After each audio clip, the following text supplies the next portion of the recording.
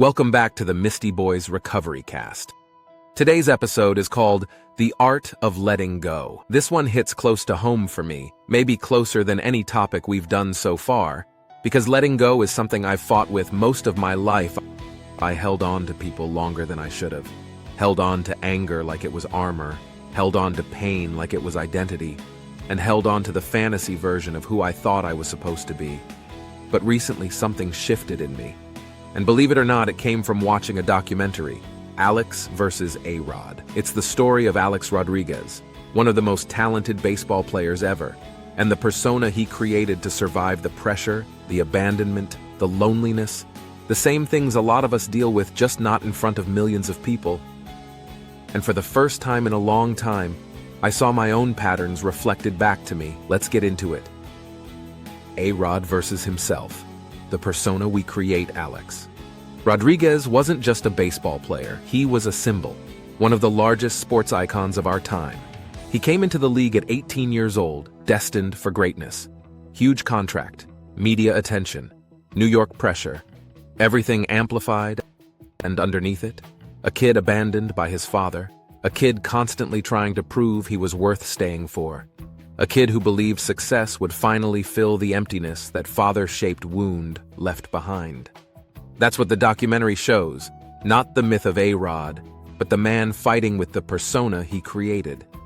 But the same internal war, the polished image, the performer, the people-pleaser, the one who wanted the world to love him, the one terrified of disappointing anyone, the one who lied to protect an identity he never actually felt at home inside. That hit me because that's something I've lived. No steroids, no spotlight, but the same internal war, who I really am versus who I thought I had to be. I spent years wearing my own version of the A-Rod mask, trying to be the provider, the protector, the rock, the strong one, trying to compensate for the parts of me that felt unstable or unworthy, elevating to the top of my profession and consuming myself with all the external gratification associated with that journey.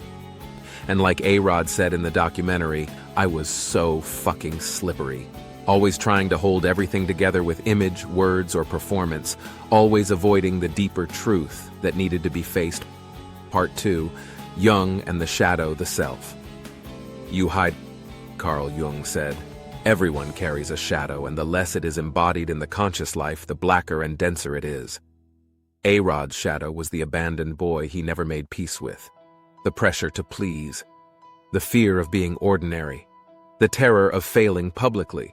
So he built the A-Rod persona to outrun that pain. It waits. And if you don't face it, it will sabotage your life. That's what Jung meant by, what you resist not only persists, but grows. The more A-Rod resisted facing the truth, the bigger the lies became, the deeper the shame grew, the more destructive his decisions were. And man, I get that. I've resisted my own shadow. I buried wounds instead of healing them. I pushed myself harder instead of sitting with the emptiness. I clung to people and situations out of fear. I held on to versions of myself that looked strong but were held together by pride and survival instincts. Letting go meant facing the things I didn't want to look at.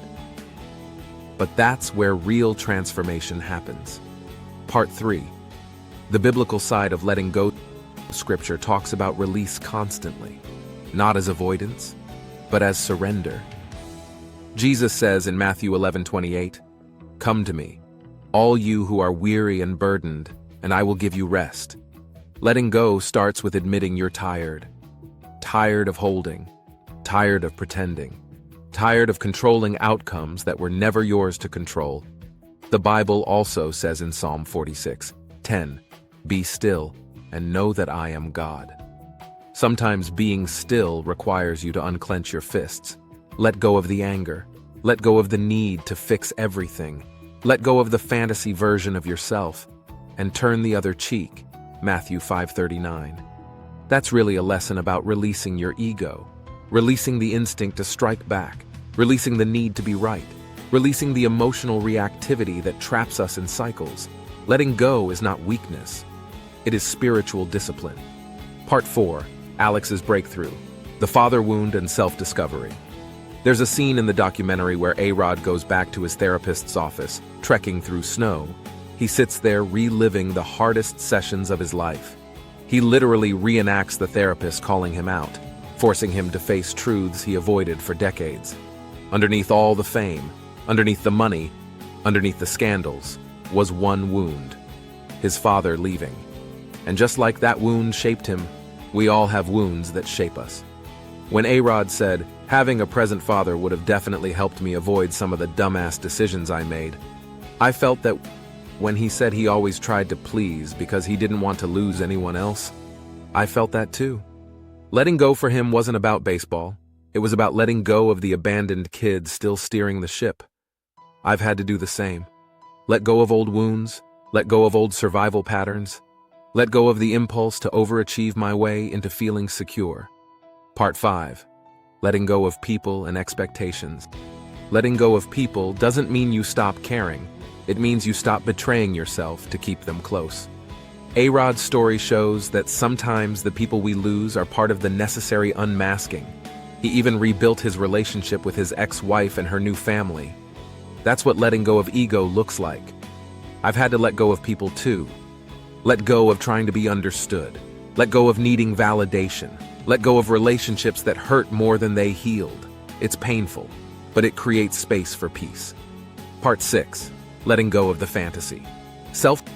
We all have a version of ourselves we think we're supposed to become. The perfect partner, the perfect parent, the perfect professional, the perfect healer, the perfect survivor. But that version becomes chains. Letting go of the fantasy self allows the authentic self to rise. Recovery teaches this. You can't heal while pretending. A-Rod said he's a recovering narcissist. Not because he wants attention, but because he finally stopped pretending and started telling the truth. That's what real letting go looks like. Honesty, humility, responsibility. Part 7. Letting go as a daily practice. Letting go is not a one-time event. It's a daily spiritual practice, a daily surrender, a daily decision to stop gripping what hurts, a daily choice to face the shadow instead of run from it, a daily acceptance of who you really are, not who you pretended to be. You are not who you used to be, and you are not who the world expected you to be. You are who you are becoming, and that is enough. If Alex Rodriguez, someone who built an entire empire on a persona, can tear down the mask, confront his shadow, face the pain he buried for decades, and rebuild a life grounded in truth, then so can we let go. Open your hands. Release the weight. Something better is waiting to be placed there. Until next time. Embrace your journey, it's part of your story. God bless.